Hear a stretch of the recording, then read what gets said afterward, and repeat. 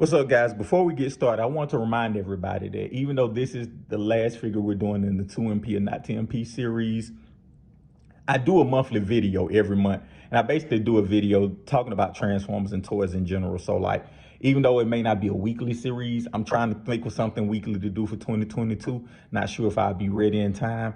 Even if I don't have a weekly series, you will catch me once a month with my normal monthly video. So just make sure, if you can, subscribe and get notifications on that stuff, because it's really, we talk about really fun and good topics. But we're about to get started with the video. I just want to remind you guys that even though the 2MP and not 10P series is coming to an end, I still do monthly Transformer videos. So just keep me in your just subscribe, but just keep that in the back of your mind and watch for content from me once a month. All right, thank you.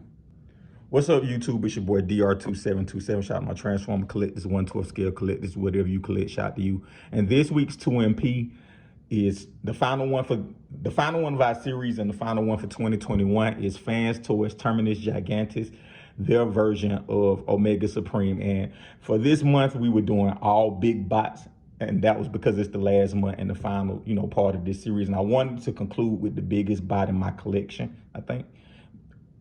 Certainly one of the most biggest and most imposing bots in my collection. And before we get to that, I wanted to thank you guys so much for just riding with me. This has been a, we've done this every week for 2021. It's been a year-long journey, and I appreciate everybody who viewed it, who commented, who shared it, who liked it. Whatever your interaction is with any one of the videos, I just want you to know I appreciate it. I appreciate y'all. And I think that I did more videos this year just because of this series than I have in my whole kind of YouTube channel. So I appreciate that. I appreciate everybody who subscribed and all that other stuff. And before we get started, I have a couple of announcements. First, I recorded a few more of these just as fallback, so in case something happened. And if you guys want to see them, I can post them. Just let me know in the comments if you want to see them, if you want me to keep them going for like 2022 weeks. It's only like maybe 4 or 5 of them, not that many, but I can, I don't believe there's such thing as bad content. So like, if you want to see them, I can post them on my channel. Just let me know. And secondly, and more importantly, we're doing a giveaway kind of as a thank you to you guys for just riding with me on this ride, and as an appreciation, we're doing a giveaway. And I'm tentatively doing the giveaway February 6, 2022, the week before the Super Bowl.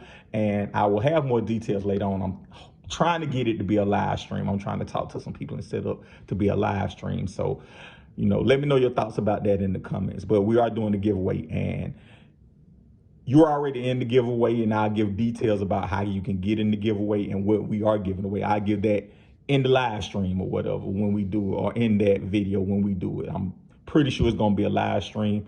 I'm pretty sure it's going to be February 6, 2022. So we're doing a giveaway. Trust me, I'm pretty sure you guys will like what we're giving away, but we're doing the giveaway as a thank you, as an appreciation to you guys for this. So let's go on to get into the figures. Fans Toys Terminus Giganticus, their version of Omega Supreme. And let's do like we always do. Let's talk about what we don't like about the figure. So first and foremost thing I don't like about the figure are the hips. Like, the hips they're the worst built part of this figure. Like, this figure is relatively stable and solid. It definitely was this, it definitely surprised you when it came out about how stable and solid it was, but it's very weak. The hips are the weak points of this, and it's because just how they engineered the figure and just the design of the figure. And like, I've heard stories about people breaking their hips, and I can see how they do that because they kind of they give you like a fan joint, and I don't know if that's by design or transformation, but with a company that uses so much die cast, and this figure has a good amount of die cast too. They should have probably made the inner workings of those hips die cast. But that's my first problem, just how flimsy the hips are. Another problem I have is if you look at this guy, he's completely unpainted. He has paint accents. Once again, he's from that time where they have paint accents. But I think that when you're going to swing for the fences and go for a character like this, you got to pull out all the stops. And it kind of goes back to what I was saying about the Phoenix.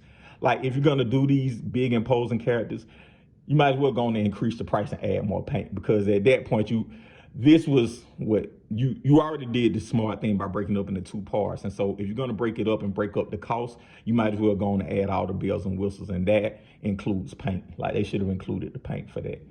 Another thing I didn't like is the engineering. I'm not gonna say I ain't like the engineering. DX9 came along and did a much better job in engineering. Like the engineering I thought that DX9 had, I thought Fans Toys should have had, and I don't think it was a long way from one to the other. So that was one of the other things I kind of was disappointed with. I'm pretty sure DX9 found a way for the basically everything outside of the tank and the rocket arms, the rocket to kind of be an all-in, and the tracks, of course, is to kind of be like an all-in-one type thing. So I salute the DX9 for doing that. Now, Fans Toys should have thought of a way to do that. Not a big deal, but something I thought they should have did. And finally, just kind of a nitpick from me is that the G1 walked. I think they should have found a way to engineer walking in this. And I know they couldn't because the tanks basically formed the skeleton of the leg, of the upper leg, so I'm pretty sure they couldn't figure out a way for that. But it would have been cool to see, even if they didn't do the walking, if they did the motorized tank. Now they should have been able to find a way to do a motorized tank because the G1 did that, so they should have had some type of motor component to it. But those are the things I didn't like about it. What I did like about it, first and foremost, is the presence. I think that if you look at the theme for this month, just because all these bots are big, they all don't command the same presence. And I think that this commands the most presence. One, because the wings, Fans Toys kind of exaggerated some things. They exaggerated the wings. They kind of exaggerated kind of the torso area. Even the legs are big and chunky. He's a big chunky bot, and I think the Fans Toys kind of exaggerated it. So that made him look more imposing. I think that the second reason I like him is because they added the paint accents. So like these tempo labels, I think it makes it look much more mature, whereas DS9 with stickers, and I think that was a kiddie choice. So I give Fans Toys kudos for decos. They have paint accents here. They have the tempos there, which I think adds a level of maturity to it. So it's not boring to look at. It definitely isn't boring to look at. They gave you both the transparent and the kind of normal plastic option. Even though I wish it was painted, they did give you options.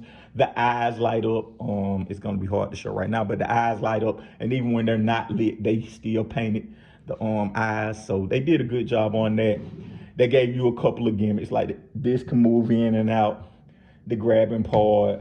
I think it had doors for like the actual space shuttle. So they gave you some things with it, and I ultimately am going to land on saying that it is an MP. I think that kind of the scale, not just physical scale of the bot, but kind of the scale at how they wished. Oh, another thing I want to add as a positive, the fact they broke it up. I think that this is something that most people think should have came as a one-piece purchase, but I think that to save collectors' wallets, they did it in multiple pieces, and I am glad for that. I think that was a very smart and very ahead of his time move for them to do that when they did it. So I'm ultimately going to say this guy's an MP. I think this guy is a very intimidating, very imposing, a definite showstopper. Like, he is probably the most, him and maybe Unicron are the two most imposing show-stopping pieces in my collection, where people are like, hey, what's that about? Now, that could be primarily because of size, but I also think it's because of the decals. And even though I exited mine with that big 3D printed Autobot logo,